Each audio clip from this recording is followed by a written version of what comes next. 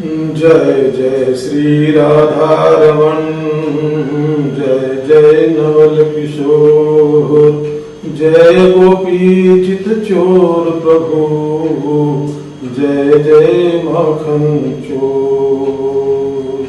हरिओम तत्सत। हमारे भारत देश की चिंतन धारा में, सनातन चिंतन धारा में अन्न को ब्रह्म, जल को भी ब्रह्म माना गया है। अन्नम ब्रह्मम विजानीयात्, उसी प्रकार जलम ब्रह्मम विजानीयात्। अब एक संशय की बात आती है कि हम ब्रह्म को किस तरह से परिभाषित करते हैं। ब्रह्म क्या है? क्या ब्रह्म का मतलब ब्रह्मा होता है? नहीं, ब्रह्म का मतलब ब्रह्मा नहीं। ब्रह्म का मतलब क्या हिरण्यगर्भ होता है? नहीं, ब्रह्म का मतलब हिरण्यगर्भ भी नहीं होता है। ब्रह्म का मतलब क्या सर्वेश्वर होता है, परमेश्वर होता है? नहीं, ब्रह्म का मतलब वह भी नहीं होता है। पुराणों में, वेदों में, उपनिषदों में ब्रह्म की परिभाषा देने की चेष्टा की गई है।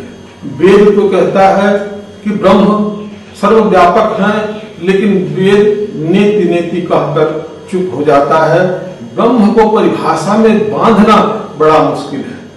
उपनिषद लेकिन चेष्टा करते हुए कहते हैं, अग्नित्यथैको भुवनम प्रविष्टो रूपम रूपम प्रतिरूपो बभुव एकस्तथा सर्वभूतांतरात्मा रूपम रूपम प्रतिरूपो भविष्य।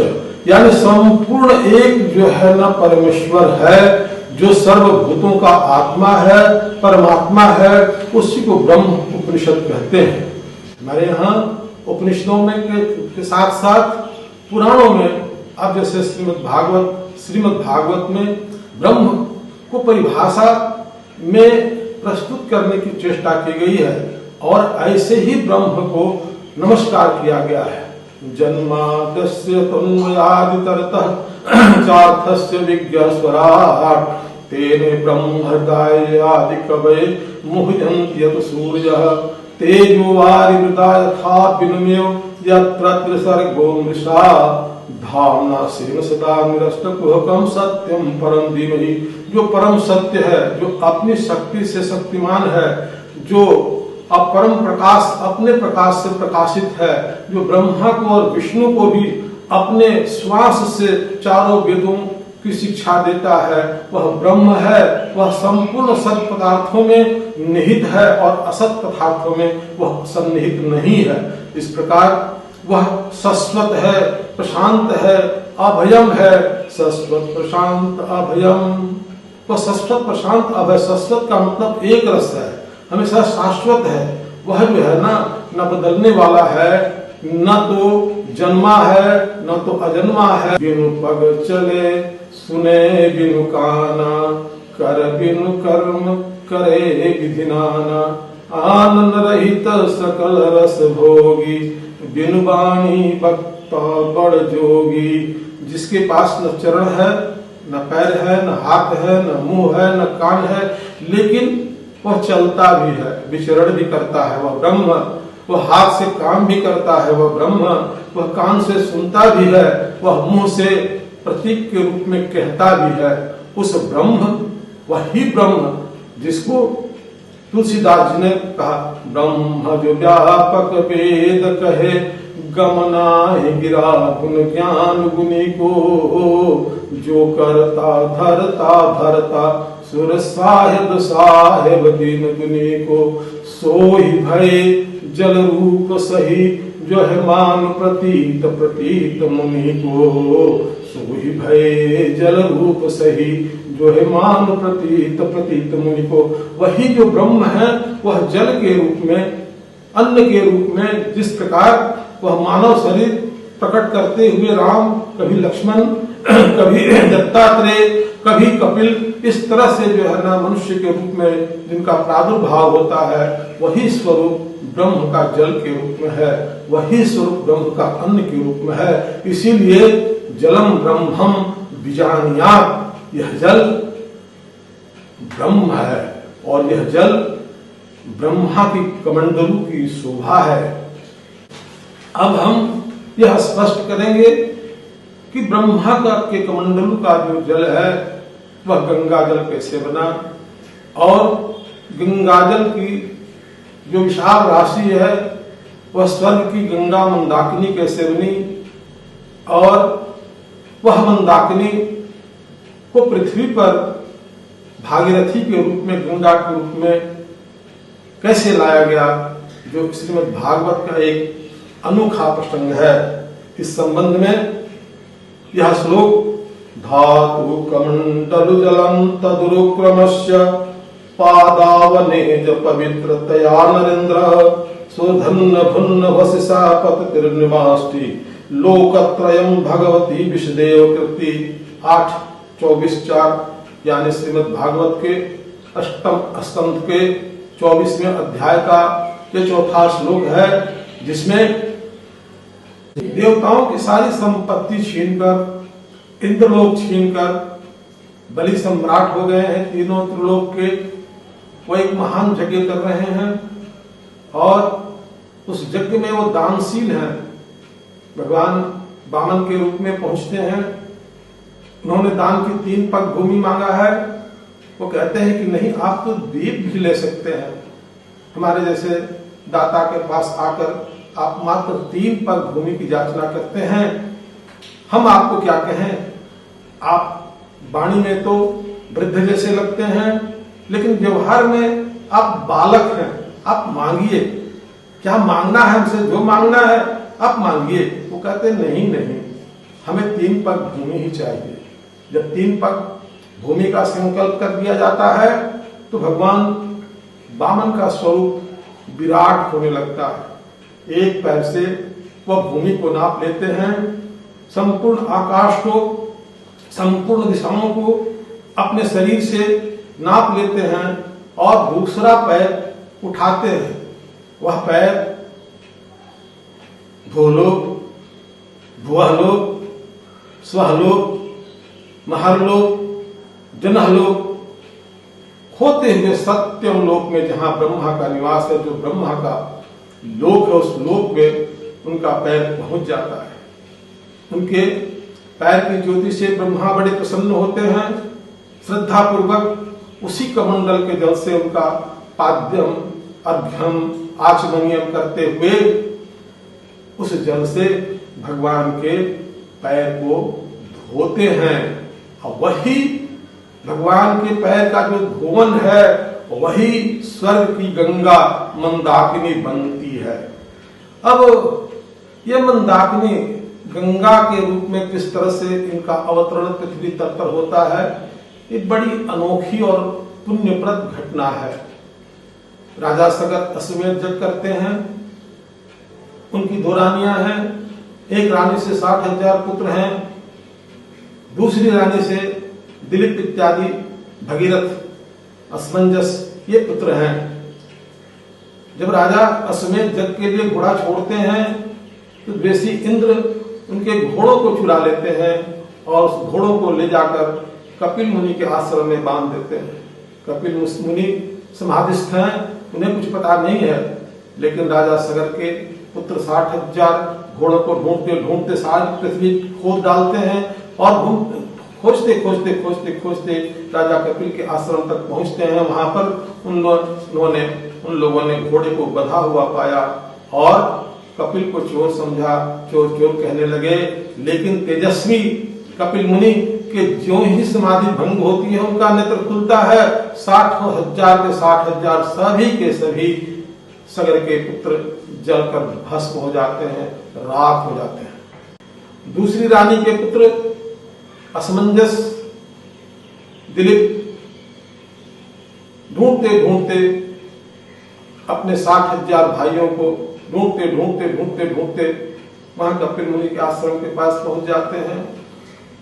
वहां महामुनि कपिल का दर्शन होता है, प्रणाम करते हैं। अपनी श्रद्धा से, अपनी भक्ति से, अपने प्रेम से उनको प्रसन्न कर लेते हैं। कपिल मुनि ने कहा कि तुम्हारे ही भाई थे 60,000। कहा हाँ, वो तो जलकर भस्म हो गए। वो रोने लगते हैं, कहते हैं ठीक है, हमारे चचा इत्यादि जो भाई थे वो जलकर भस्म तो हो गए, लेकिन सवाल है कि उनका उद्धार कैसे होगा, उनके उद्धार के लिए क्या करना चाहिए। कपिल मुनि कहते हैं कि स्वर्ग से गंगा को लाना होगा।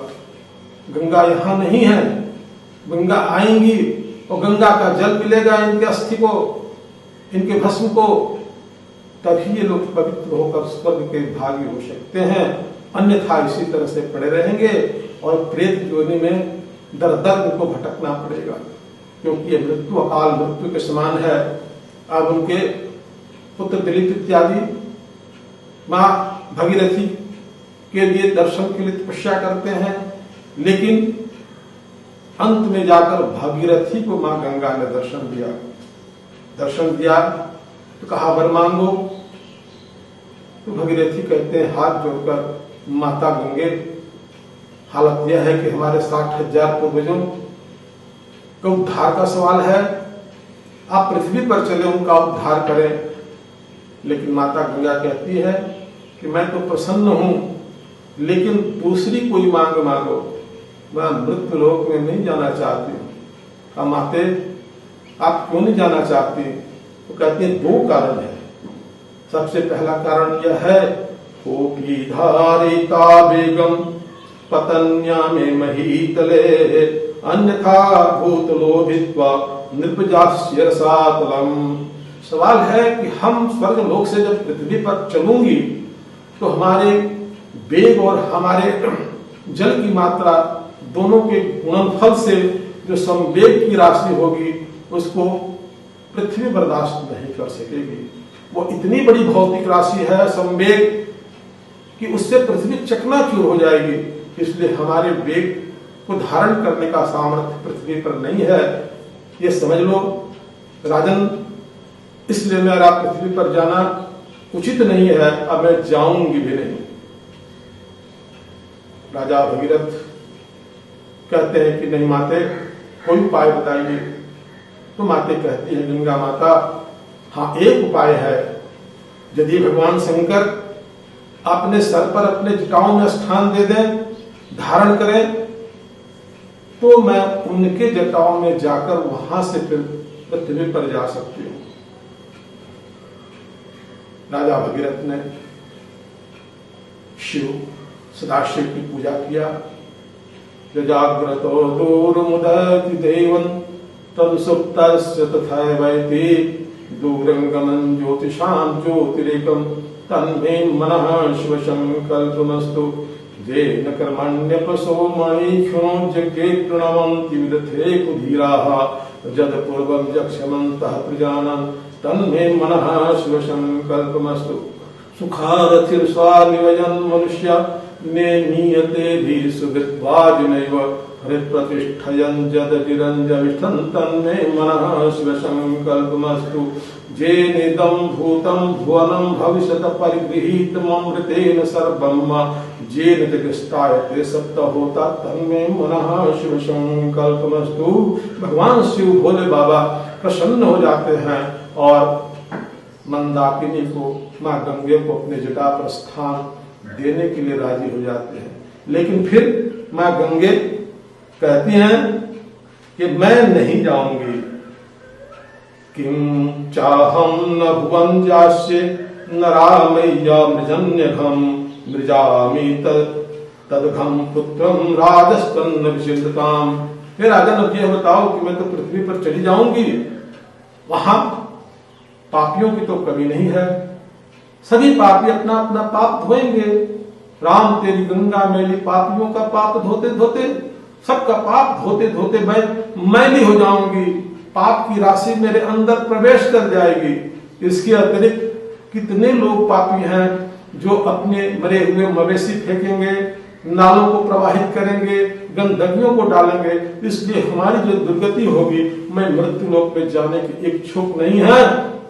तब माता गंगे को आश्वासन दिया है, पापानि पापिनो यानि ओभ्यं दास्यन्ति स्नानतः मनमन्योपास्पस्पर्शात् भस्मीभूतानि तत्क्षणात्।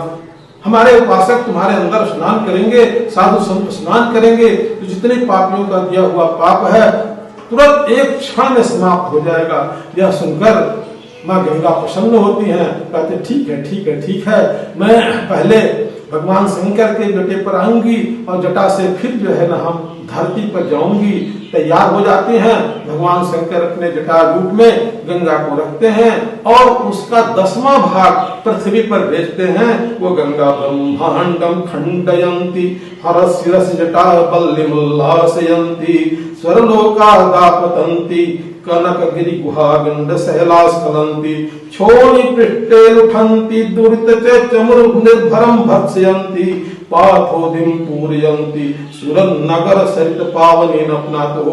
उस सुर नगर की जो पावनी गंगा है वह भूमि पर लौटते हुए स्वर्ग को आकाश को फाड़ते हुए गुफाओं से पृथ्वी पर लौटते हुए आती हैं। उनका पदार्पण होता है। जब उसका पदार्पण होता है तो हमारे यहाँ देवता ऋषि फूल बरसाते हैं और ऋषि लोग गाने लगते हैं, गीत गाते हैं, माता गंगा की पूजा करते हैं।